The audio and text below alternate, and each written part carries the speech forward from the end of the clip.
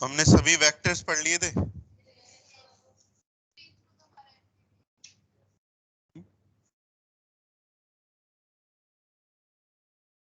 15 को F T है, 14 को दे देना, 15 को सेंटर बंद रहेगा। हाँ हाँ, 14 को दे देना।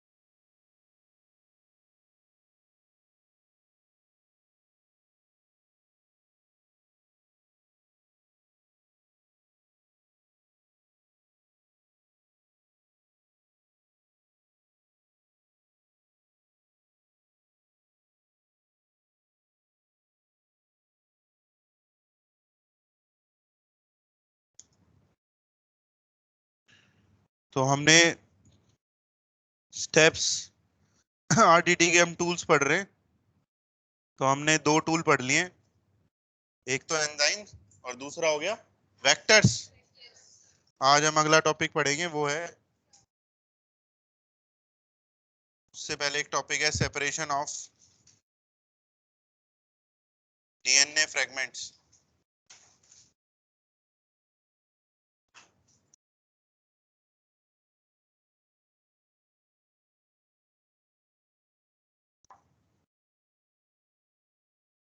Agarose gel electrophoresis.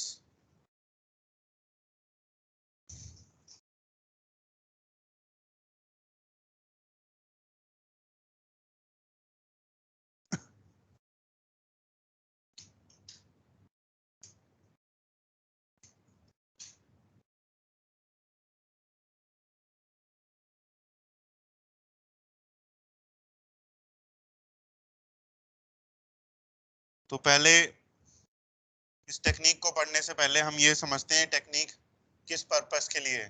ठीक है।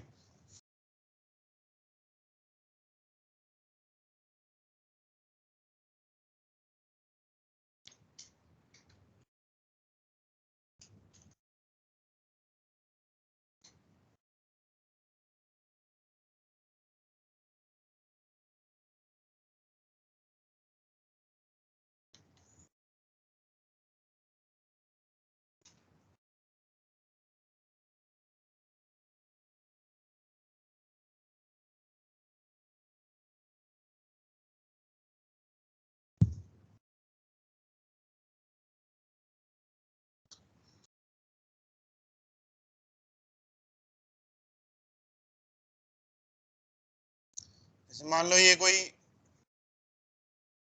डीएनए का पोर्शन है, ठीक है, किसी सेल के जीनोम में। ये डीएनए का कोई एक पोर्शन है जिसमें अलग अलग जीन्स हमें दिख रहे हैं। एक जीन 1 है, एक जीन 2 है, एक जीन 3 है यहाँ पर। ठीक है। आपने क्या देखा, इन जीन्स के अलोंग पैलिंड्रोमिक सीक्वेंसेस हैं। आपने ऑब्जर्व किया इन जीन्स के अलोंग क्या है? सेम पैलिंड्रोम सीक्वेंस है। सेम पैलिंड्रोम सीक्वेंस है, एक ही टाइप का, जो इन जीन के एंड्स पे आ रहा है। इन जीन के एंड्स पे एक सेम पैलिंड्रोमिक सीक्वेंसेस है।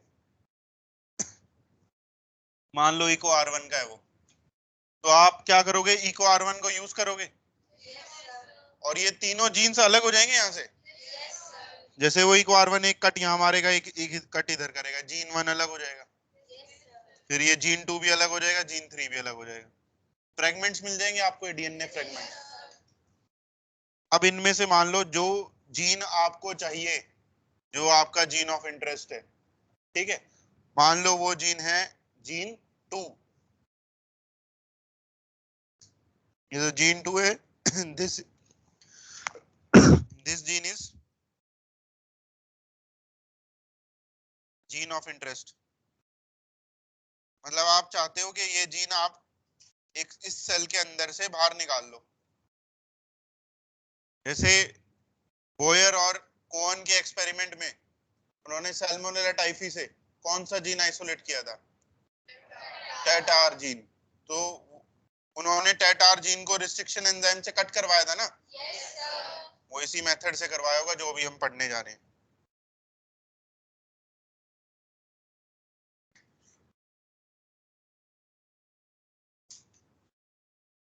तो आपने ये ऑब्जर्व किया कि इसके अलोंग पैलिंड्रोमिक सीक्वेंसेस सेम है इन जीन्स के अलोंग, और आपने यूज किया देन एक रिस्ट्रिक्शन एंजाइम जो उस पैलिंड्रोम पे कट करता है। तो यहाँ पर ये अलग अलग फ्रेगमेंट्स बन जाएंगे।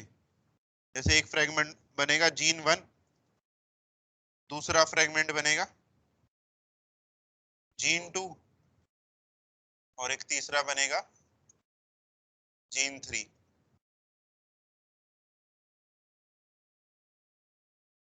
तो आपने एक सेल के अंदर से उसका सारा डीएनए बाहर निकाल लिया, और उस डीएनए को आपने रिस्ट्रिक्शन एंजाइम से कट करवाया। तो कितने फ्रेगमेंट बन गए? 3 फ्रेगमेंट बन गए। ये तो मैं सिंपल सा एग्जांपल ले रहा हूँ, नॉर्मली बहुत सारे फ्रेगमेंट बनते हैं। हो सकता है कि 10-15 फ्रेगमेंट बन जाए। उन्हीं 10-15 फ्रेगमेंट के अंदर ही आपका क्या होगा? जीन ऑफ, आपका जीन ऑफ इंटरेस्ट उन्हीं फ्रेगमेंट के अंदर है। और आपको क्या करना है? उस जीन ऑफ इंटरेस्ट को सेपरेट करना है out of those fragments, filter करना है आपको। फिल्टर करने की जो टेक्निक है यहाँ पर वो क्या है? Agarose electrophoresis, separation of DNA fragments. ये वो टेक्निक है जिससे आप डीएनए फ्रेगमेंट्स को सेपरेट कर सकते हो। आया समझ में? कैसे सेपरेट करेंगे उसे समझते हैं। प्रिंसिपल जो है एगरोस जेल का, बॉटनी में इसके बारे में थोड़ा बहुत पढ़ा है। डीएनए फिंगरप्रिंटिंग में।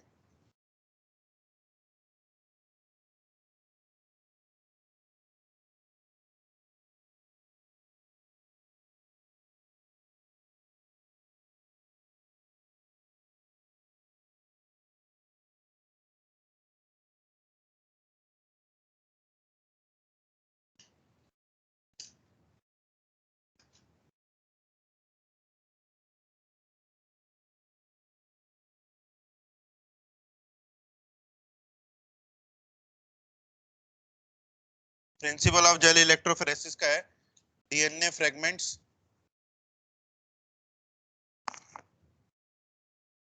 आर सेपरेटेड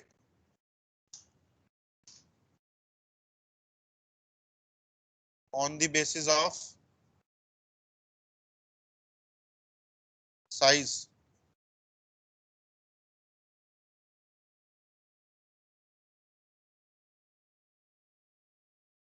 साइज के बेसिस पर डीएनए फ्रेगमेंट्स को सेपरेट करने की ये टेक्निक है। तो देखो जो एग्जांपल मैंने ऊपर लिया है उसमें जीन 2 का साइज सबसे छोटा दिख रहा है और जीन 3 का साइज सबसे बड़ा दिख रहा है।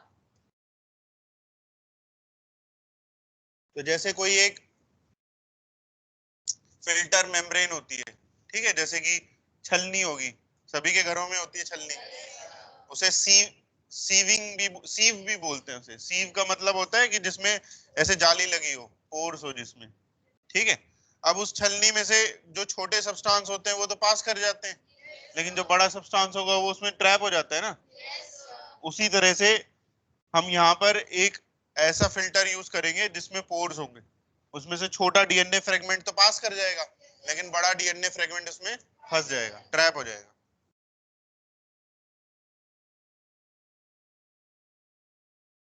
इसके जो स्टेप्स हैं जेल इलेक्ट्रोफोरेसिस के,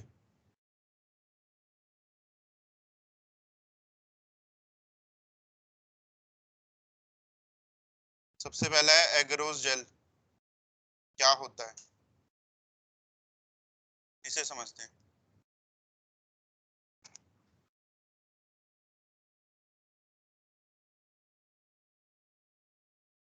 एगरोज is obtained from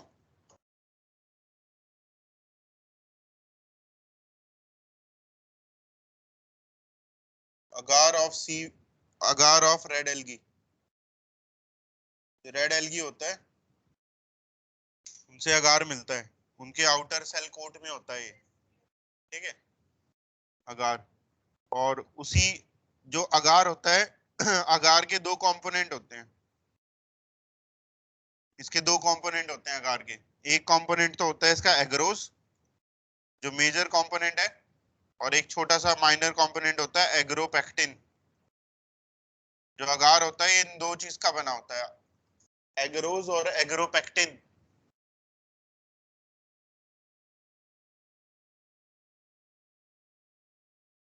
तो इस अगार से प्यूरिफाई किया जाता है एगरोज को, और लैब में वो एक पाउडर की फॉर्म में हमारे पास होता है, ठीक है। एगरोज एगरोज का पाउडर होता है।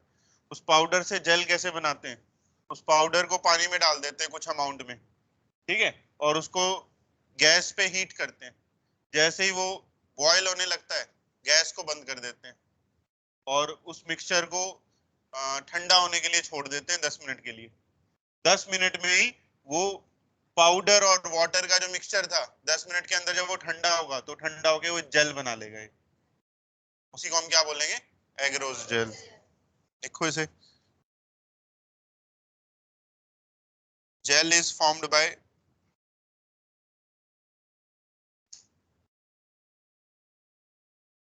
Heating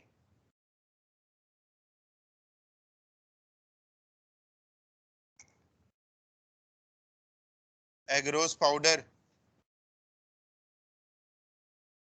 with water and then cooling it। Heat करने के बाद उसे कर देंगे कूल, तो जिससे जेल बन जाएगा। तो जेल बनाने वाले सब्सटेंसेस तो बहुत सारे होते हैं, अलग अलग टाइप के होते हैं, लेकिन हम यहाँ पर एगरोज जेल ही क्यों लेते हैं कि एगरोज जेल का जो पोर साइज होता है, ठीक है, उस फिल्टर का जो पोर साइज होता है वो यूनिफॉर्म होता है। उसका पोर का साइज हेट्रोजीनस नहीं है, मतलब वो इक्वल साइज के होंगे जितने भी पोर्स होंगे उसमें। Agarose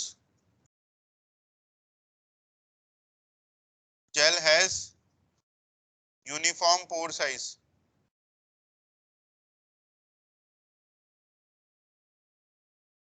hence it shows sieving effect।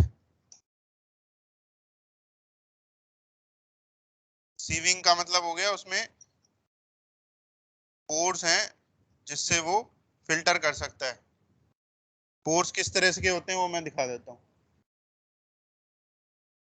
जैसे जब इसका जेल बनता है तो ये जो एगरोज के फिलामेंट्स होते हैं वो कुछ इस तरह से अरेंज हो जाते हैं। कुछ फिलामेंट्स पैरेलली वर्टिकल डायरेक्शन में आ जाते हैं, और कुछ एगरोज के फिलामेंट्स हॉरिजॉन्टल डायरेक्शन में अरेंज्ड हो जाते हैं।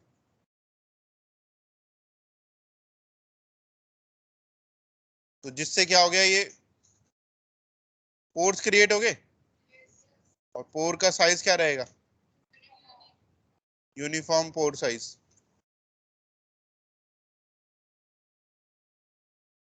और ये जो थ्रेड्स मैंने बनाए हैं ये एगरोज के फिलामेंट्स हैं।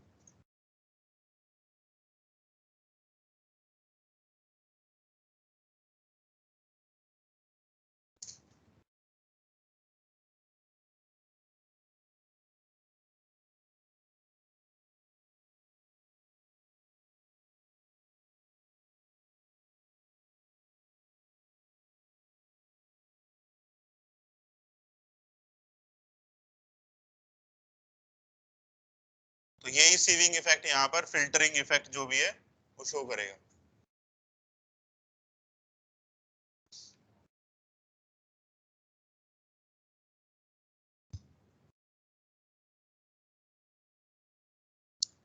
जेल के बारे में समझ में आ गया, जेल क्यों यूज कर रहे हैं समझ में आया, क्योंकि इसका पोर साइज क्या है, यूनिफॉर्म है। नेक्स्ट, अब हम समझते हैं मशीन के बारे में, इलेक्ट्रोफोरेसिस मशीन। ये कैसे इस जेल को यूज करते हुए डीएनए को सेपरेट या फिल्टर करेगी।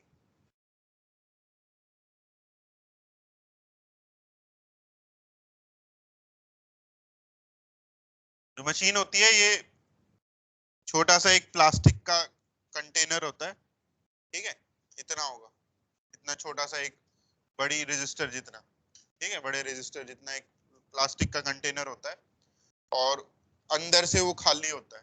तो उसके अंदर हम ये जेल डाल देते हैं, जो भी बनाया है ना, वो मशीन के अंदर आपने डाल दिया jail.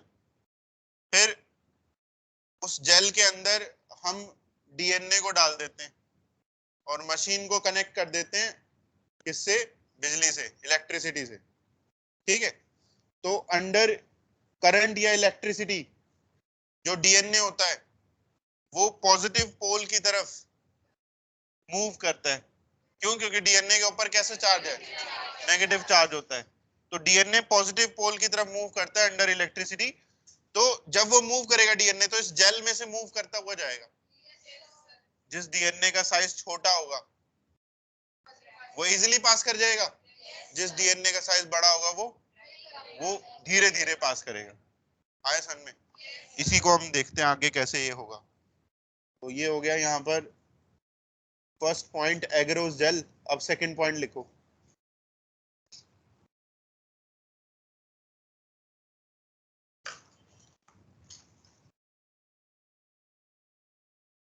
Jail is placed inside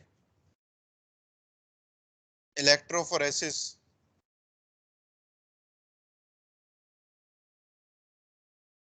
chamber.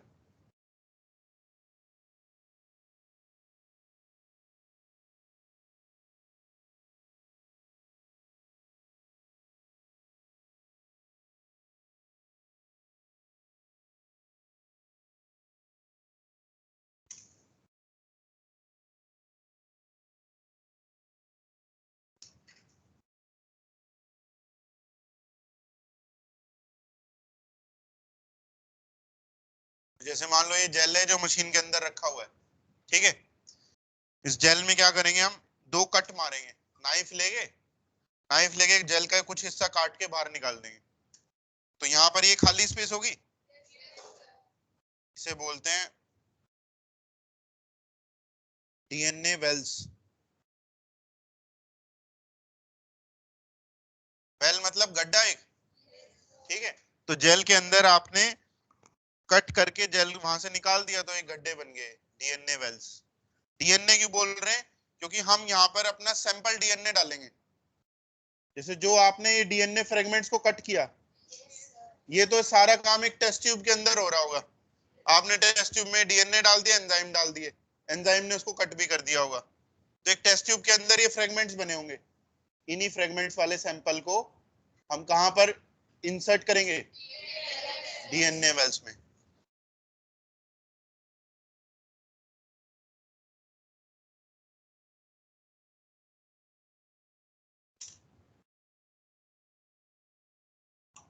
यहां पर आप लिखो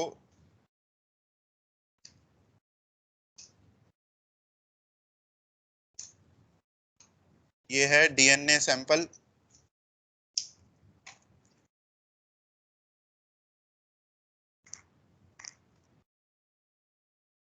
प्लस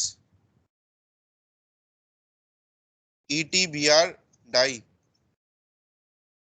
डीएनए सैंपल डाला आपने और एक डाई डाल दी। डाई कौन सी है? Ethidium bromide, ETBR dye.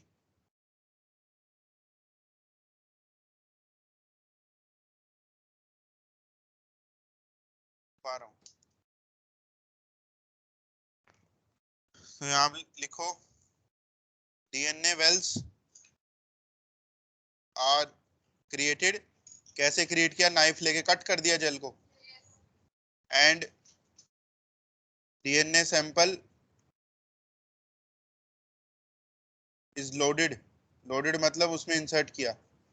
DNA sample is loaded in wells along with ethidium bromide, along with ethidium bromide, ETBr,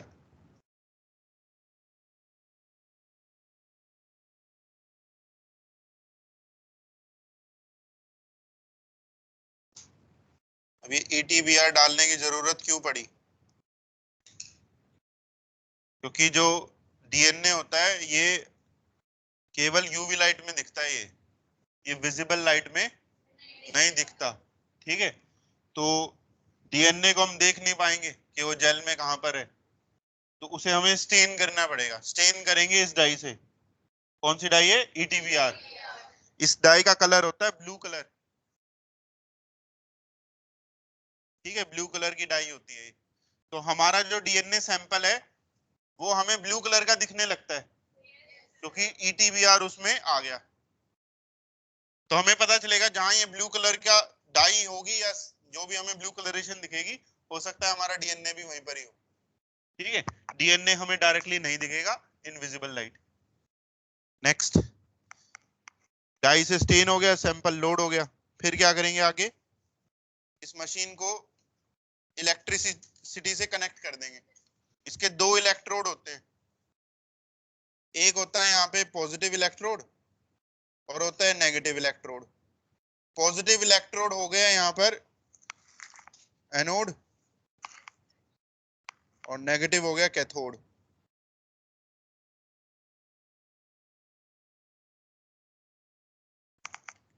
positive electrode हम उस तरफ लगाएंगे opposite to DNA wells. DNA wells जिस साइड पर है उससे ऑपोजिट साइड पर हम एनोड को कनेक्ट करेंगे और कैथोड को डीएनए वेल्स वाली साइड पर लगाएंगे। ऐसा क्यों किया?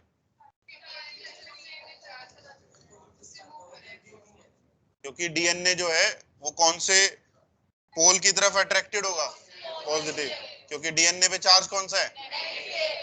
Negatively charge DNA under electricity वो मूव करेगा टुवर्ड्स एनोड। लिखो इस पॉइंट को, under electric field DNA fragments, जो भी आपने डीएनए फ्रेगमेंट्स बनाए थे,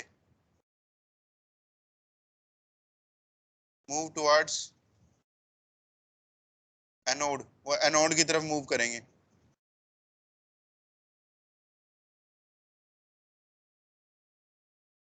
क्योंकि डीएनए पे नेगेटिव चार्ज होता है और एनोड यहाँ पर पॉजिटिवली चार्ज है।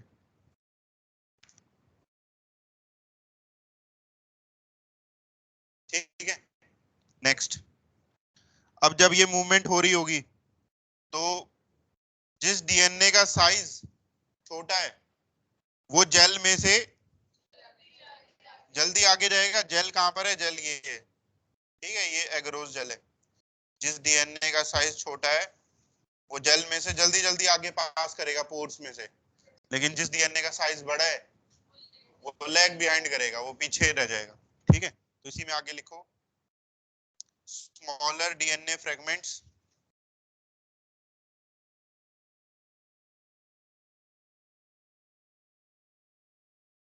reach farthest in gel while larger fragments lag behind, वो पीछे रह जाएंगे।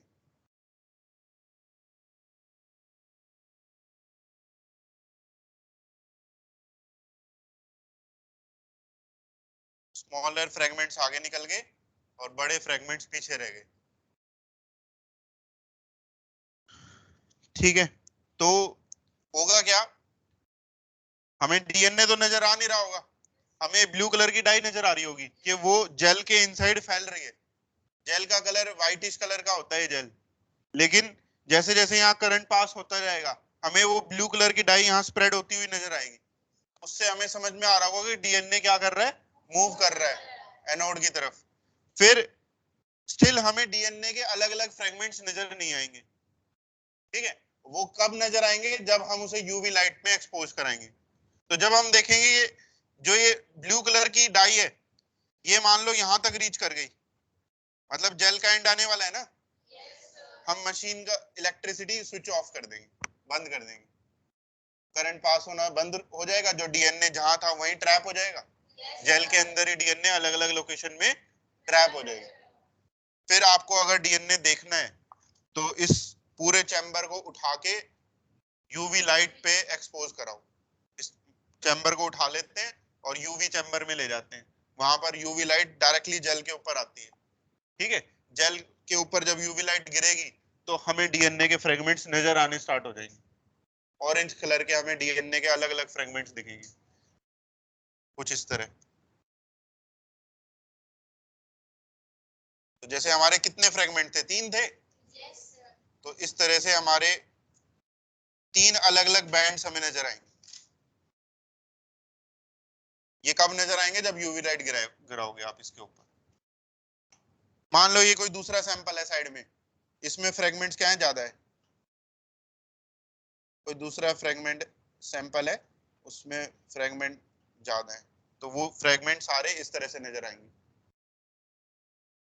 आया समझ में? लिखो इस पॉइंट को।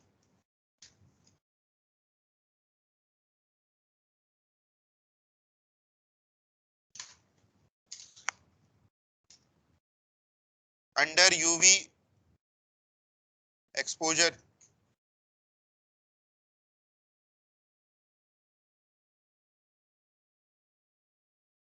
Orange to yellow, orange to yellowish DNA bands are seen on gel, gel पर ही हमें ऑरेंज कलर के डीएनए बैंड्स दिखेंगे।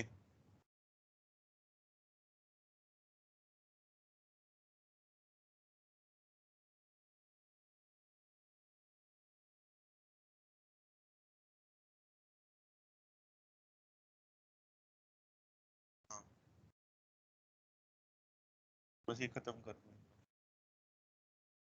तो आप यहाँ पर ये देखो कि 3 फ्रेगमेंट थे हमारे सैंपल में, जीन 1 2 3, जीन ऑफ इंटरेस्ट कौन सा बताया था, जीन 2 बताया था।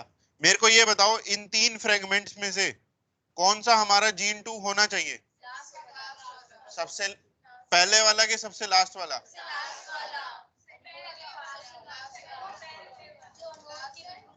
अच्छा चलो, लास्ट वाला क्यों है जो एनोड के पास है, उसका साइज क्या है, सबसे छोटा साइज है उसका, इसलिए वो जेल में सबसे आगे निकलाएगा, जिसका फ्रेगमेंट का साइज बड़ा था वो पीछे रह जाएगा। तो आप यहां से ये बोल सकते हो कि ये होगा जीन 2 और सबसे पीछे रहने वाला जीन 3 होगा, ये बीच वाला कौन सा होगा, ये जीन 1 होना चाहिए। आगे समझ में? लिखो इसे।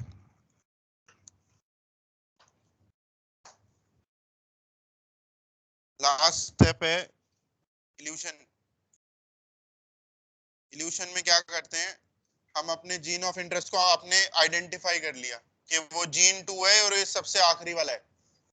फिर क्या करेंगे, एक नाइफ लेंगे, चाकू लेंगे, और चाकू से जैसे बर्थडे केक काटते हैं, लेकिन वो तो ट्रायंगल में काटते हैं, इसमें ट्रायंगल नहीं काटेंगे, इसमें रेक्टेंगल काटेंगे हम।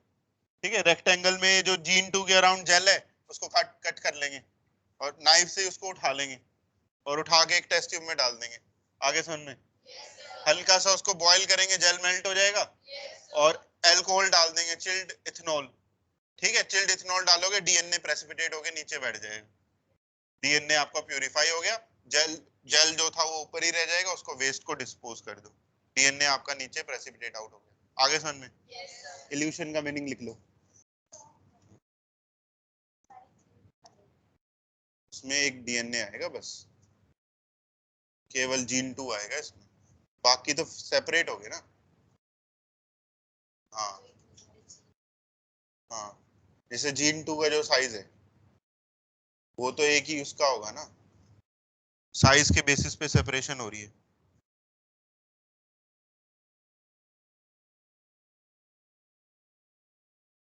बता रहा हूँ एक second. Desired DNA is identified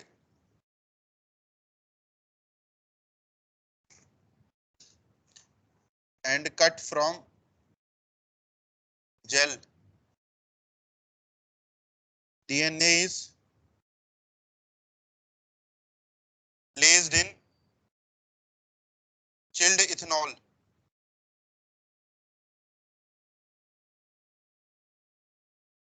which cause its precipitation, जिससे डीएनए प्रेसिपिटेट होके टेस्ट ट्यूब में नीचे बैठ जाएगा, चिल्ड इथेनॉल में प्रेसिपिटेट हो जाता है और वो डीएनए आपका प्यूरिफाई हो गया।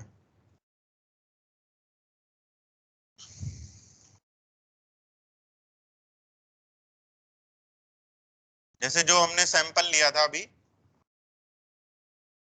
उसमें तो 3 ही फ्रेगमेंट थे ना, वो 3 यहाँ पर अलग अलग सेपरेट हो गए। अब आपका क्या क्वेश्चन था? हाँ, हाँ, तो सेम साइज तो हो सकता है वो सेम जीन के ही होंगे, सेम जीन की अगर 2 कॉपी हुई किसी पर्टिकुलर केस में। जनरली ऐसा नहीं होता है, और उसमें भी पैलिंड्रोमिंग भी तो है, पैलिंड्रोमिक सीक्वेंस भी तो होना चाहिए उन जीन्स के अराउंड। तो ऐसा बड़ा रेयर ही कोई केस होगा जिसमें ऐसा हो रहा है। हाँ, सेम हो।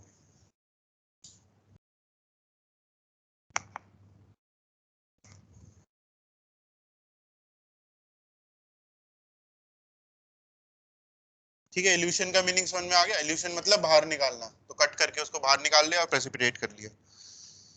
तो ये हो गया कंप्लीट हमारा इलेक्ट्रोफोरेसिस टॉपिक। एक क्वेश्चन लिखो इस पे, which will reach farthest in gel, gel में कौन सबसे दूर जाएगा? क्वेश्चन तो पढ़ लो पहले।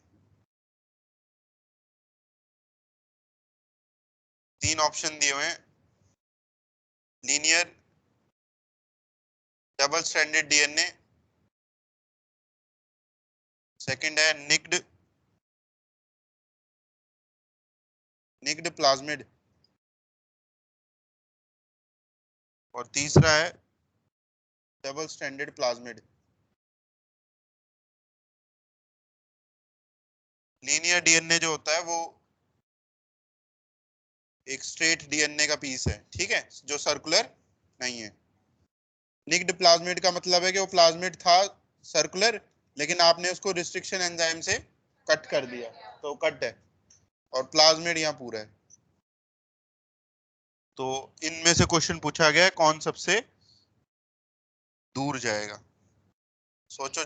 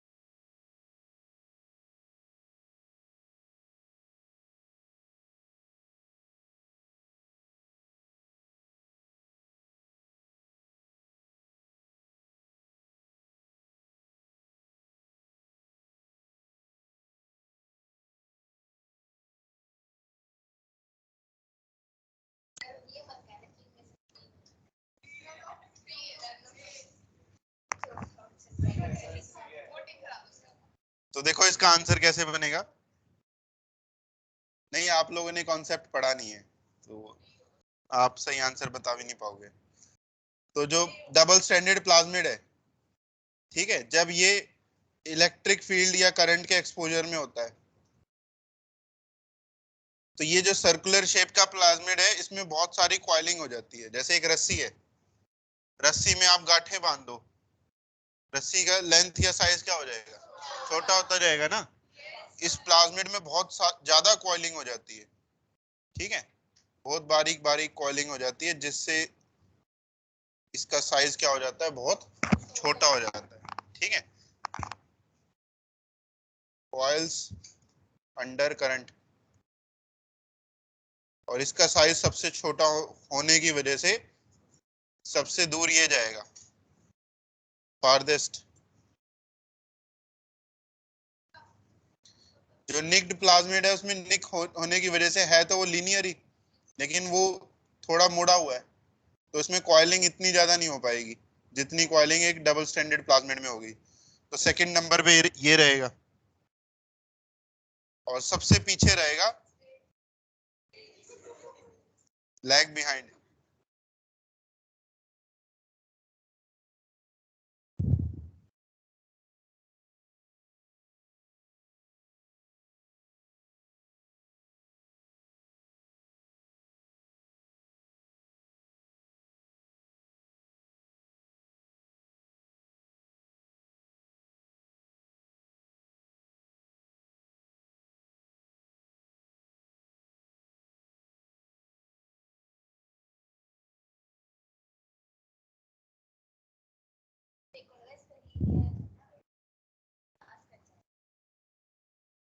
ये हो गया कंप्लीट यहाँ पे इलेक्ट्रोफोरेसिस।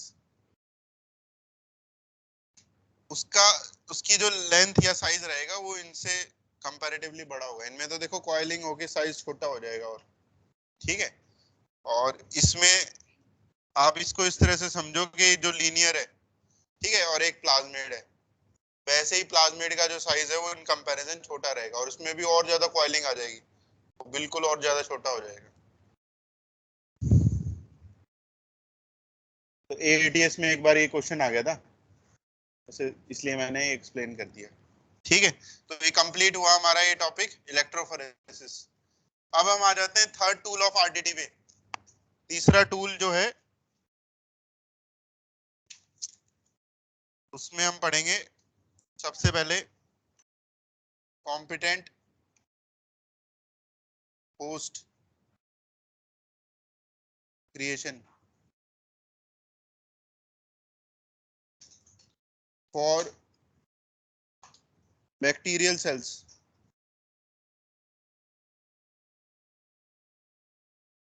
फॉर बैक्टीरियल सेल्स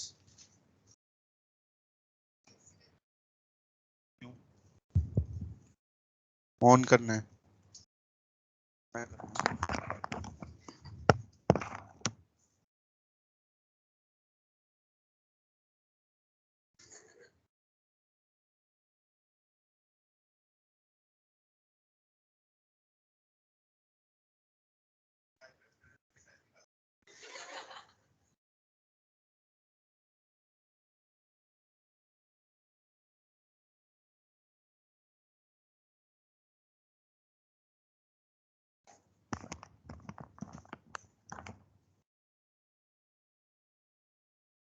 अब देखो ये इसका बैकग्राउंड थोड़ा मैं बता देता हूँ। जैसे आप ये चाहते हो कि कोई एनिमल सेल है, और उस एनिमल सेल में आपको एक फॉरेन डीएनए इंसर्ट कर दो, ठीक है। तो आप उसको इंसर्ट करने के लिए कोई वेक्टर यूज करोगे। अब एनिमल सेल्स में जो वेक्टर थे हमने पढ़ा था रेट्रोवायरल वेक्टर। तो आप उस वायरस के अंदर उसको मॉडिफाई करोगे, वायरस को, वायरस में आपने फॉरेन डीएनए डाल दिया। अब वो वायरस को देना आप यूज करोगे एनिमल सेल्स को डीएनए ट्रांसफर करने के लिए। अब वायरस की तो प्रॉपर्टी होती है ना कि वो अपने होस्ट सेल से अटैच करता है और उसमें डीएनए ट्रांसफर कर देता है। आपको सेल, एनिमल सेल में कोई मॉडिफिकेशन करने की जरूरत है नहीं है, वो वायरस अपने आप कर देगा जो उसको काम करना है, ठीक है। तो एनिमल सेल्स को आपको अगर डीएनए ट्रांसफर कराना है तो सेल को कोई मॉडिफाई करने की जरूरत नहीं है। अब दूसरा केस लेते हैं, प्लांट सेल का केस। प्लांट सेल में आपको एक फॉरेन डीएनए ट्रांसफर करना है। अब उसके लिए हम टीआई प्लाज्मिड वाला मेथड यूज करते हैं। तो उसमें हमने टिश्यू कल्चर में क्या पढ़ाया था कि पहले टीआई प्लाज्मिड को मॉडिफाई कर दो, फिर एग्रोबैक्टीरियम में डाल दो वो टीआई प्लाज्मिड, फिर एग्रोबैक्टीरियम और प्लांट सेल्स को टिश्यू कल्चर में ग्रो कराओ। वो एग्रोबैक्टीरियम खुद डीएनए ट्रांसफर करवाएगा ना, वो नेचुरल जेनेटिक इंजीनियर होता है। तो क्या आपको प्लांट सेल को मॉडिफाई करने की जरूरत पड़ी? बैक्टीरिया ने खुद ही सारा काम कर दिया। लेकिन अगर आपको डीएनए ट्रांसफर करना है, एक फॉरेन डीएनए बैक्टीरियल सेल में, ठीक है, तो ऐसे केस में हमें बैक्टीरिया सेल को मॉडिफाई करने की जरूरत पड़ती है। क्यों पड़ती है? क्योंकि हम वहां पर मान लो हम प्लाज्मिड से ट्रांसफर करवा रहे हैं, पीबीआर वेक्टर, पीयूसी वेक्टर, कोई वेक्टर यूज किया। अब सेल्स प्लाज्मिड को अपटेक कैसे करता है एक बैक्टीरियल सेल? वो अपनी सेल मेम्ब्रेन से उसको अलाउ करवाता है अंडर एनी स्पेशल कंडीशन, ठीक है। अब वो स्पेशल कंडीशन हमें बैक्टीरिया के लिए बनानी पड़ेगी। उसी के लिए है ये टॉपिक कॉम्पिटेंट होस्ट क्रिएशन। पहले आप कॉम्पिटेंट होस्ट का मीनिंग लिखो, क्या होता है?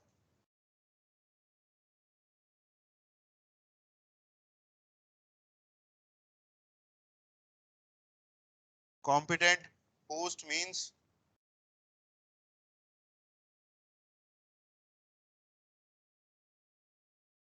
cell which is compatible, cell which is compatible to uptake DNA, to uptake foreign DNA, to uptake foreign DNA। Competent host ऐसा ऐसा सेल है जो फॉरेन डीएनए को अपटेक कर सकता है, ठीक है, वो कंपैटिबल है। कैसे अपटेक करेगा? अब जो सेल की मेम्ब्रेन होती है उसका कोर नॉन पोलर होता है, लेकिन डीएनए तो अभी पोलर सब्सटेंस है, हमने देखा चार्ज है उस पे। तो डीएनए कभी भी सेल मेम्ब्रेन से पास डायरेक्टली नहीं कर सकता, हमें मेम्ब्रेन को चेंज करना पड़ेगा बैक्टीरिया की। बैक्टीरिया की मेम्ब्रेन पे अगर हम चार्जेस को क्रिएट करवा देंगे तो देन वो मेम्ब्रेन डीएनए को बाइंड कर पाएगी, ठीक है। कैसा चार्ज हमें मेम्ब्रेन को देना चाहिए ताकि वो डीएनए को बाइंड करे? पॉजिटिव के नेगेटिव? पॉजिटिव चार्ज देना चाहिए। तो लिखो आप as cell membrane core is non polar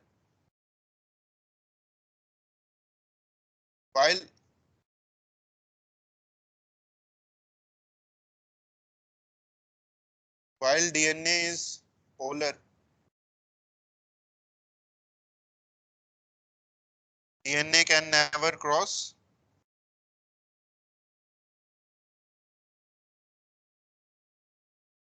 membrane. DNA membrane को कभी पास डायरेक्टली नहीं कर सकता।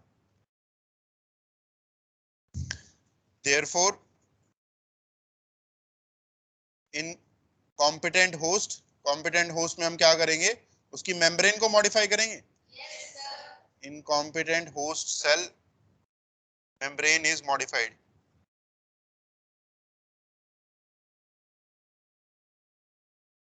सेल मेम्ब्रेन इज मॉडिफाइड, ठीक है, हमें मेम्ब्रेन में मॉडिफिकेशन करनी पड़ेगी तो जिससे एक कॉम्पिटेंट होस्ट सेल बन जाएगा। हमेशा कॉम्पिटेंट होस्ट एक बैक्टीरिया के लिए बनाए जाते हैं।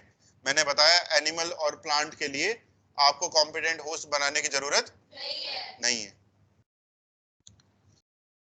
तो कैसे बनाएंगे competent host?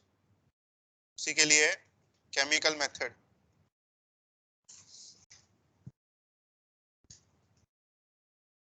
For competent host,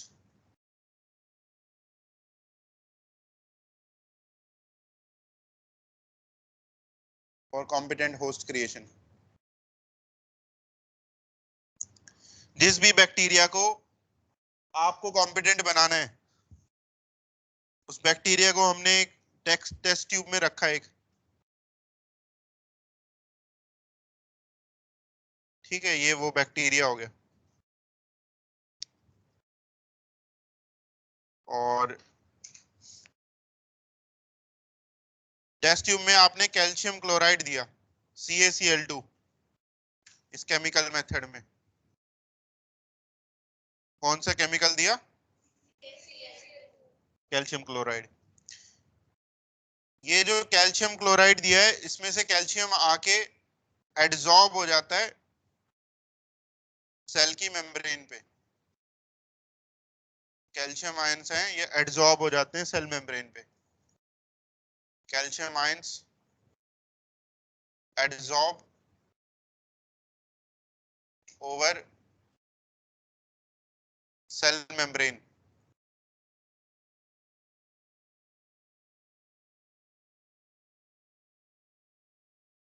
ऐसे बैक्टीरियल होस्ट सेल को बोलेंगे हम कॉम्पिटेंट होस्ट। ये कॉम्पिटेंट होस्ट सेल है जिसकी मेम्ब्रेन पे पॉजिटिव चार्ज आ गए। बिल्कुल सही।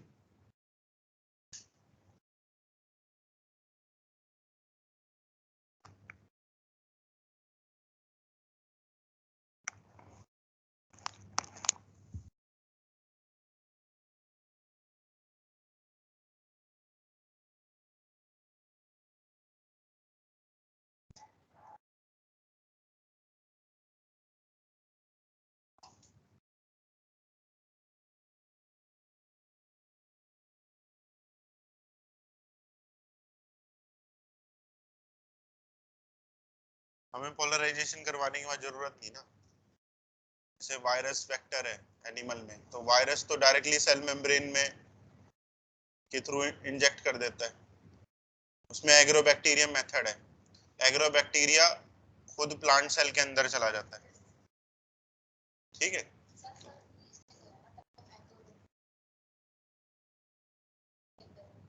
हाँ हाँ, ये सही पकड़ा। ठीक है, तो कॉम्पिटेंट होस्ट सेल हो गया। कॉम्पिटेंट होस्ट बनाने के लिए जनरली डाईवैलेंट आयंस का यूज करते हैं। Generally divalent ions are used such as calcium ion Ca2 plus या मैग्नीशियम आयन Mg2 प्लस। ये देखा जाता है कि ये आयंस एडजॉर्ब हो जाते हैं इफेक्टिवली और ये डीएनए से भी बाइंड कर सकते हैं।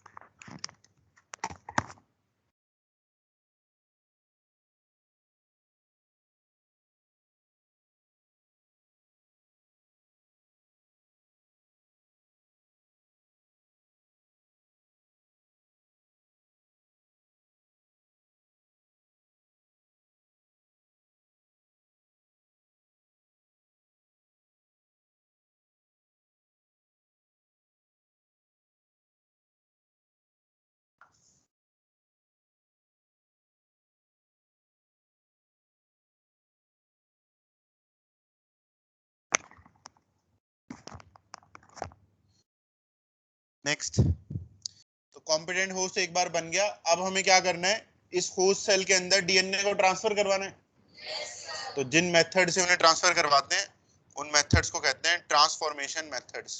अगला टॉपिक लिखो इसमें, ट्रांसफॉर्मेशन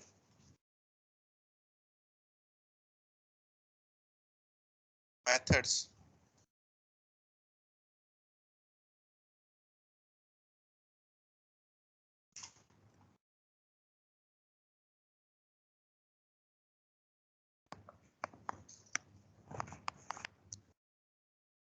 ट्रांसफॉर्मेशन का मीनिंग समझो पहले।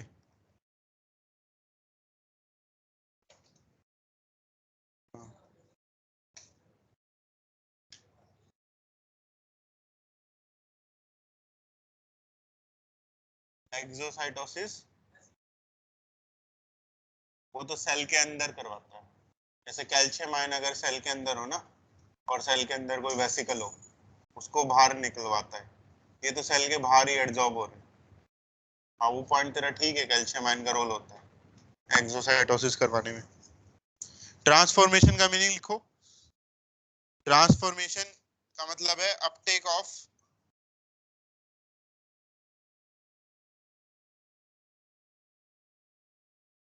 Foreign DNA by host cells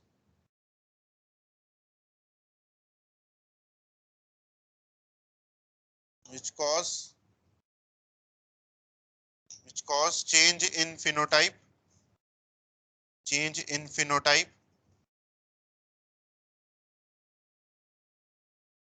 of host cell.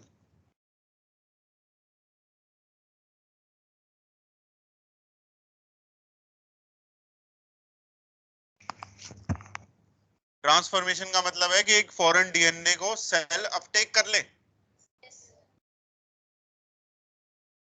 और उस सेल के अपटेक फॉरेन डीएनए को करने से क्या होगा, सेल का फिनोटाइप चेंज हो जाएगा, ट्रांसफॉर्म हो जाएगा। ठीक है, सेल का फिनोटाइप ट्रांसफॉर्म हो गया, उसी प्रोसेस को क्या बोला, ट्रांसफॉर्मेशन। अगर ये बैक्टीरिया में आपको ट्रांसफॉर्मेशन करनी है तो ट्रांसफॉर्मेशन करने से पहले आपको बैक्टीरिया को कॉम्पिटेंट होस्ट बनाना पड़ेगा। नेक्स्ट हम यहाँ पर पढ़ेंगे ट्रांसफॉर्मेशन करने के क्या क्या मेथड्स होते हैं। सबसे पहला मेथड है heat shock method.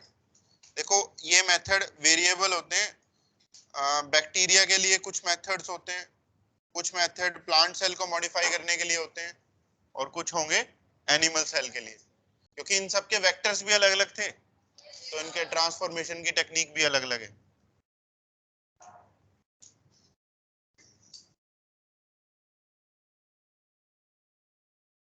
Heat shock method,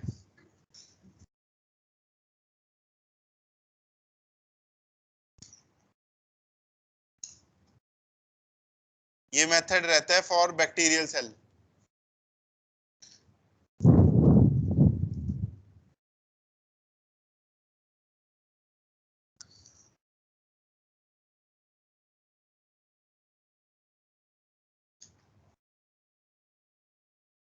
जैसे मान लो कोई एक ये कॉम्पिटेंट बैक्टीरिया है,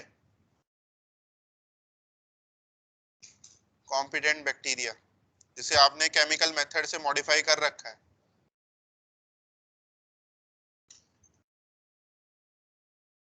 एक टेस्ट ट्यूब के अंदर है आपके पास ये बैक्टीरिया, ठीक है, जो केमिकली मॉडिफाइड है।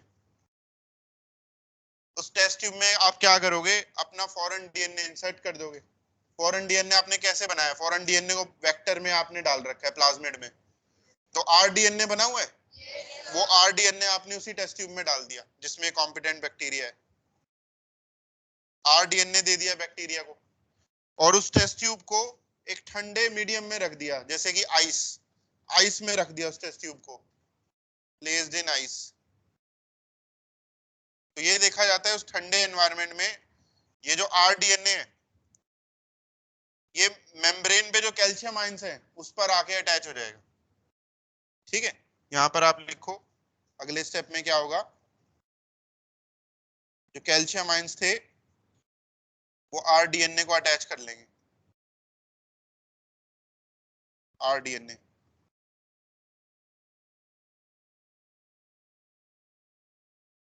RDNA attaches to calcium ions on membrane।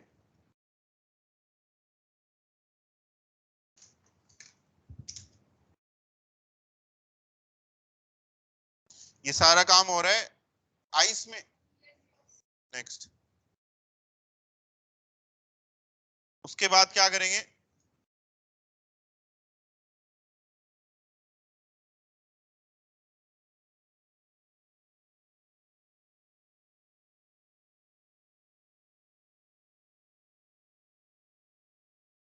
इस टेस्ट ट्यूब को उठाकर एक गर्म एनवायरनमेंट में रख देंगे।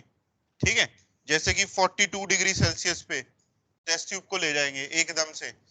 तो पहले तो वो ठंडे एनवायरनमेंट में था, अब एकदम से वो गर्म एनवायरनमेंट में आ गया।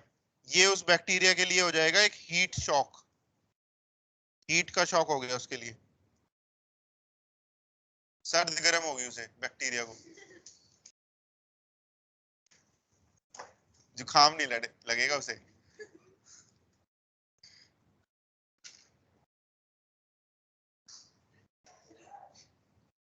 ठीक है, ये इस बैक्टीरिया के लिए हो गया हीट शॉक। हीट शॉक में क्या देखा जाएगा कि बैक्टीरिया की जो सेल मेम्ब्रेन होती है वो पहले तो यूनिफॉर्म थी, जैसे जैसे हीट शॉक हुआ मेम्ब्रेन ऐसे अंदर की तरफ फोल्ड हो जाती है। जो फॉस्फोलिपिड की बाइलेयर होती है मेम्ब्रेन में, वो अंदर की तरफ फोल्ड हो जाती है, तो एक बीच में गैप क्रिएट हो गया। उस गैप से जो डीएनए बाहर था वो सेल के अंदर आ जाता है। आया पॉइंट समझ में? यहाँ पर आप लिखो हीट शॉक से क्या हुआ, formation of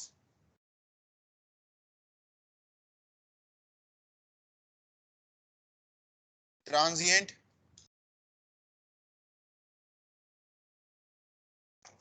pores on cell membrane,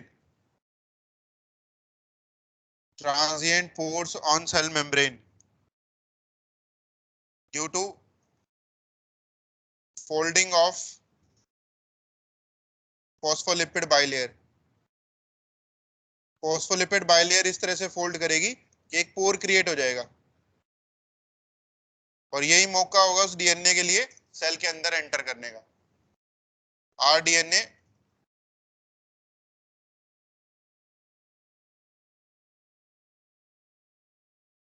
rDNA enters into cell cytoplasm. Cell के साइटोप्लाज्म में वो डीएनए एंटर कर गया।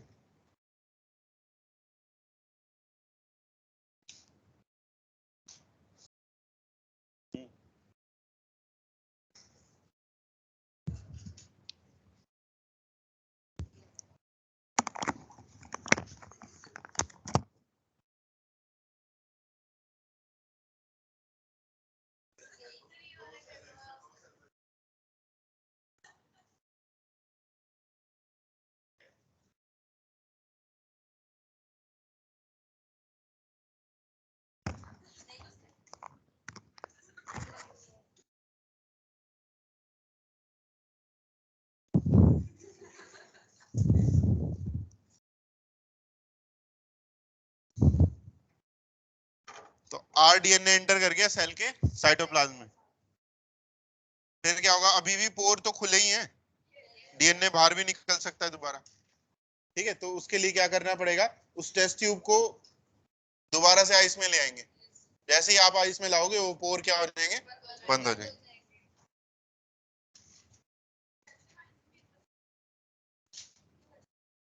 कैल्शियम आयन जैसे मेम्ब्रेन पे ही रह जाते हैं। Bacteria is again, bacteria are लिखो, bacteria are again placed on ice, it closes transient pores.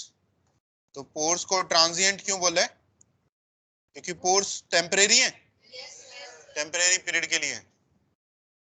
Heat shock की वजह से वो बन गए थे, लेकिन जैसे ही टेम्परेचर नॉर्मलाइज या कोल्ड हुआ वो पोर बंद हो गए।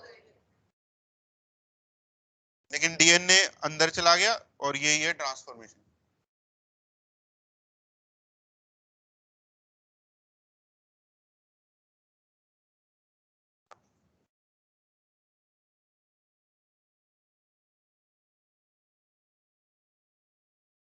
क्वेश्चन आता है कि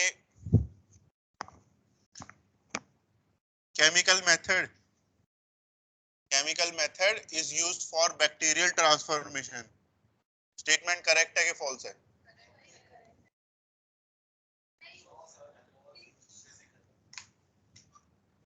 नहीं, ऊपर हमने ये पढ़ा ना केमिकल मेथड, ये पढ़ा ना केमिकल मेथड।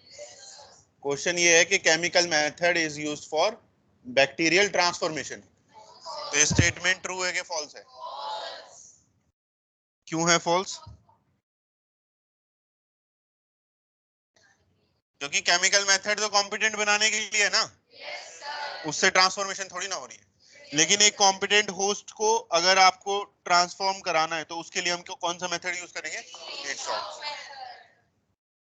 तो हीट शॉक यहाँ पर ट्रांसफॉर्मेशन का मेथड है, ये ध्यान में रखना। नेक्स्ट सेकंड है यहाँ पर, एक हो गया हीट शॉक, सेकंड है इलेक्ट्रोपोरेशन।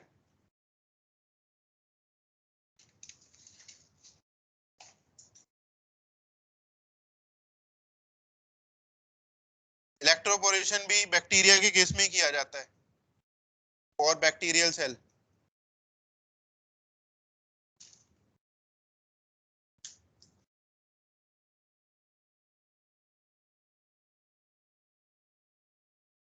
मान लो किसी लैब में हीट शॉक करवाने की अवेलेबिलिटी नहीं है, लेकिन इलेक्ट्रिक शॉक देने की अवेलेबिलिटी है, तो वो कौन सा मेथड करेगा? वो इलेक्ट्रोपोरेशन करेगा। इलेक्ट्रिक शॉक देके सेल की मेम्ब्रेन में पोर करवाएगा, इलेक्ट्रोपोरेशन। यहां लिखो आप, formation of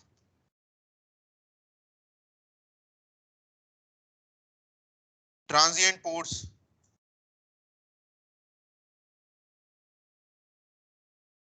on bacterial cell membrane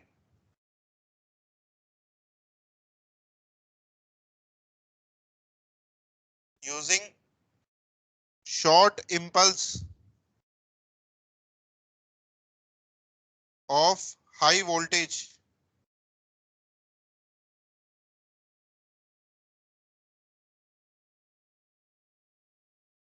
short impulse, impulse होता है थोड़े टाइम के लिए दिया गया करंट, लेकिन वो करंट की वोल्टेज कैसी है? हाई है। बहुत हाई वोल्टेज पे इसको करंट देंगे तो वो उसके लिए क्या हो जाएगा? इलेक्ट्रिक शॉक सेल के लिए, जिससे उसकी मेम्ब्रेन पे क्या बन जाएंगे?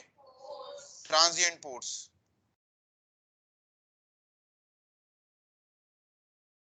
और उसी मोमेंट पे वो आरडीएनए सेल के अंदर इंटरनलाइज कर जाएगा, और जैसे इलेक्ट्रिक शॉक हटाएंगे मेम्ब्रेन दोबारा से पोर्स बंद हो जाएंगे। अब देखो, ये जो हीट शॉक या जो इलेक्ट्रोपोरेशन है जिससे पोर्स बन रहे हैं, ये प्लांट या एनिमल सेल पे भी पोर बन सकते हैं, लेकिन उन पे ये पोर बनवाने का कोई फायदा नहीं है। क्यों नहीं है फायदा?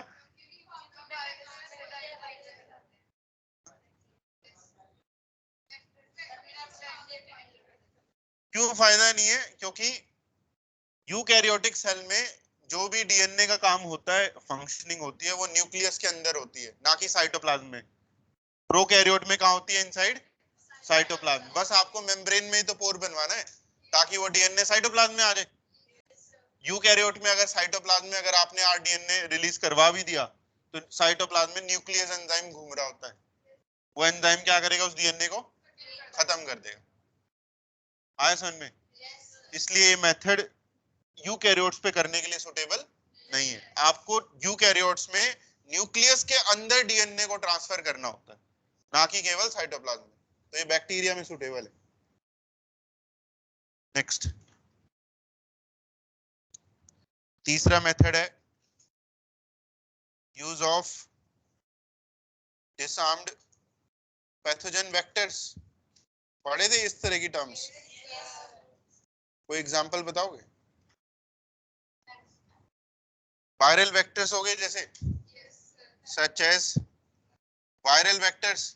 अब वायरल वेक्टर्स बैक्टीरिया के लिए भी होते हैं, जैसे लैम्डा फेज वेक्टर। अगर हम बैक्टीरिया में कोई लैम्डा फेज वेक्टर यूज कर रहे हैं मान लो, तो क्या हमें उस बैक्टीरिया को कॉम्पिटेंट बनाने की जरूरत है? तब कोई जरूरत नहीं होगी, तो ये वायरस खुद ही इंसर्ट कर देगा।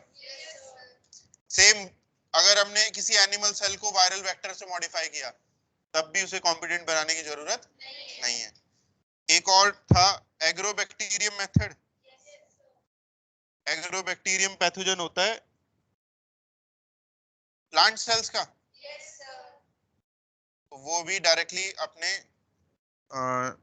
प्लाज्मिड से डीएनए को ट्रांसफर करवाता है प्लांट सेल में। तो इन केसेस में कॉम्पिटेंट होस्ट बनाने की जरूरत नहीं होगी। नेक्स्ट, फोर्थ मेथड है gene gun method,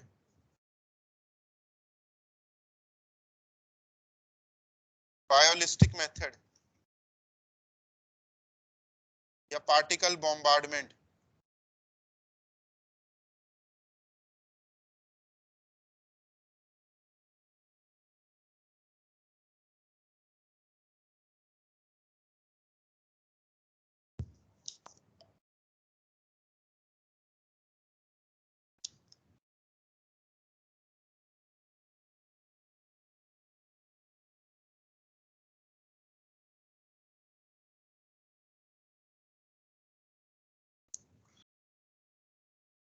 gene gun एक मशीन होती है, पूरी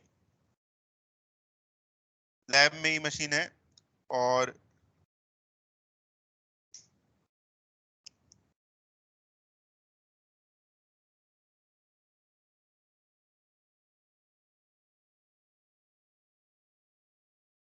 इस मशीन को हम पॉइंट करते हैं टुवर्ड्स ए ग्लास प्लेट, जिस प्लेट के ऊपर प्लांट सेल्स रखे होते हैं।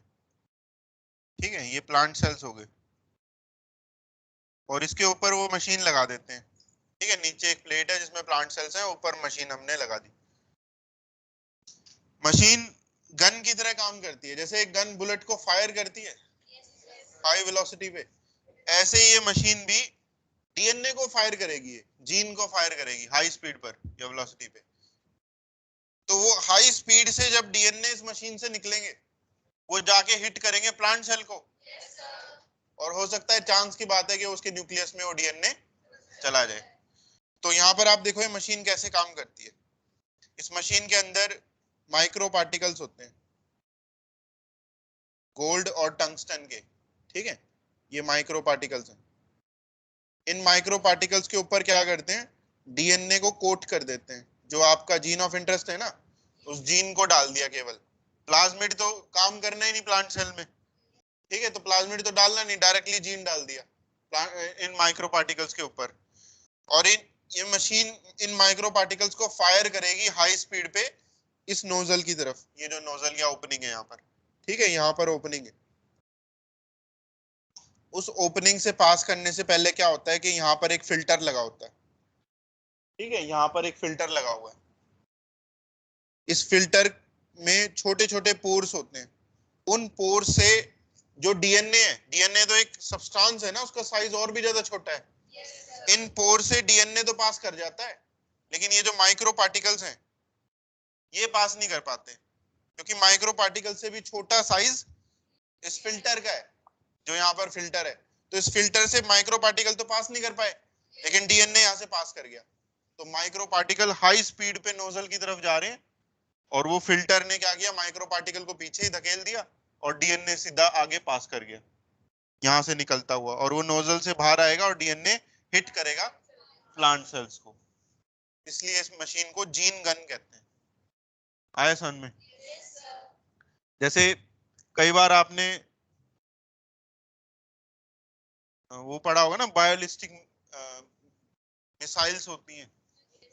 ठीक है, वो जैसे हाई स्पीड पे निकलती है, वहीं से ही वर्ड बायोलिस्टिक इसके लिए भी यूज कर देते हैं। मिसाइल तो नहीं है वैसे ये, पार्टिकल बॉम्बार्डमेंट। क्योंकि ये जो माइक्रो पार्टिकल्स हैं वो हाई स्पीड पे यहाँ पर मशीन से मूव करते हैं, उसको बोल रहा है पार्टिकल बॉम्बार्डमेंट। तो यहाँ पर आप लिखो gene gun contains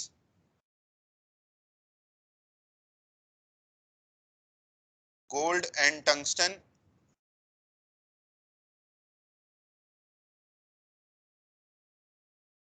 micro particles. Gold और टंगस्टन के माइक्रो पार्टिकल्स हैं।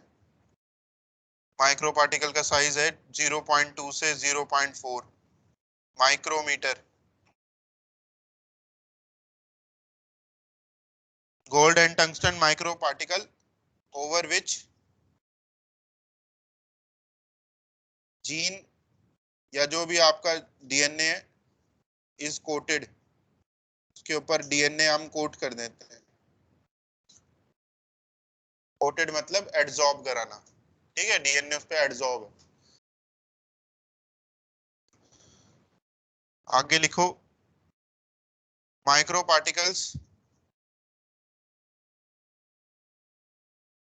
Are fired at high speed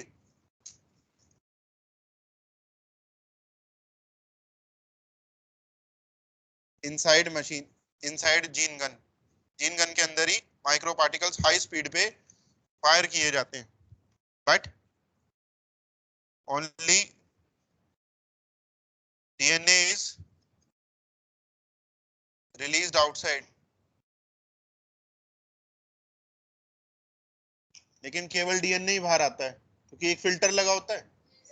only DNA is released outside which then hit plant cells, वो हाई स्पीड्स पे हिट करेगा प्लांट सेल्स को।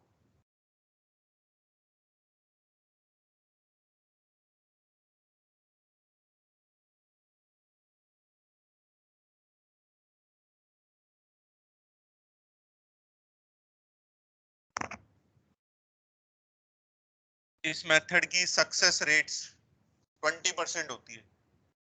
ठीक है, मतलब हर 100 में से 20 केस ऐसे होंगे जिसमें प्लांट सेल के न्यूक्लियस के अंदर जाके वो डीएनए अटैच हो जाएगा। ये सक्सेस रेट काफी हाई है, 20%। मतलब हर 5 में से एक बार सक्सेस मिल जाएगी।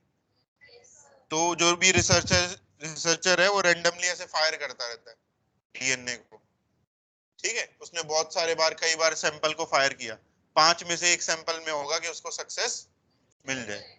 तो ये करना आसान हो गया ना, ना प्लाज्मिड बनाना, ना कुछ प्यूरिफाई करना। ठीक है, सीधा ही डायरेक्ट वो उसमें चला, ना सिलेक्शन रिकॉम्बिनेंट की कुछ करना। तो कई बार प्लांट सेल्स को इस मेथड से भी ट्रांसफॉर्म किया जाता है। तो लिख लो ये पॉइंट, 20% सक्सेस रेट इस मेथड की। अब ये बताओ कि केवल प्लांट सेल को ही क्यों यूज करते हैं?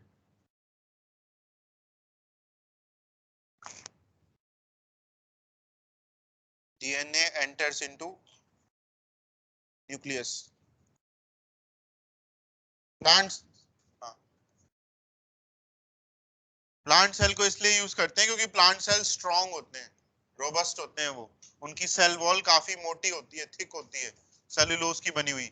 ठीक है, अगर आप एनिमल सेल को हिट कराओगे जीन गन से, तो क्या होगा? जीन एक साइड से एनिमल सेल में हिट करेगा, उनमें तो वॉल है नहीं, और दूसरी तरफ से साइटोप्लाज्म से बाहर आ जाएगा, तो सेल को ही रप्चर कर जाएगा। ठीक है, बैक्टीरिया की भी सेल वॉल इतनी ज्यादा स्ट्रांग नहीं होती है जितनी प्लांट्स में होती है। तो उसमें भी ज्यादातर केस में ये देखा जाता है कि जो जीन फायर किया था आपने, वो पूरा साइटोप्लाज्म को ही क्रॉस कर गया। लेकिन प्लांट सेल में रोबस्टनेस होने की वजह से हो सकता है कि वही 20% चांस है। बाकी केसेस में ऐसा भी हो सकता है कि कुछ प्लांट सेल्स को डायरेक्टली क्रॉस कर जाए। 80% केस में तो फेल ही हो रहा है ना।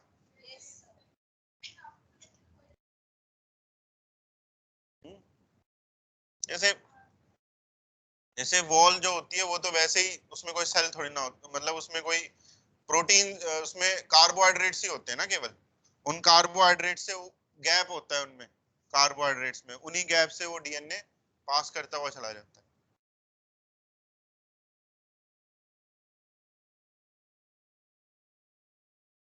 रिटार्ड भी करेगी, बिल्कुल करेगी। जैसे मेम्ब्रेन को भी क्रॉस करेगा, फॉस्फोलिपिड्स के बीच में से जा रहा होगा वो। हाँ, आखिरी मेथड है micro injection.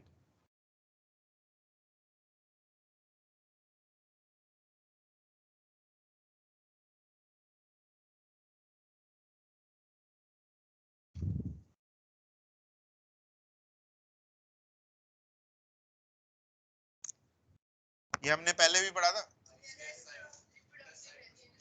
ICSI, intracytoplasmic sperm injection. ठीक है, बिल्कुल सही। तो एक माइक्रो इंजेक्शन होता है, उसका नीडल माइक्रो नीडल होता है, उससे एक एक्सपर्ट पर्सन डायरेक्टली एक सेल के न्यूक्लियस में डीएनए को इंजेक्ट करता है। ठीक है, कोई एक्सपर्ट होना चाहिए, ऐसे नहीं कोई भी आ जाए।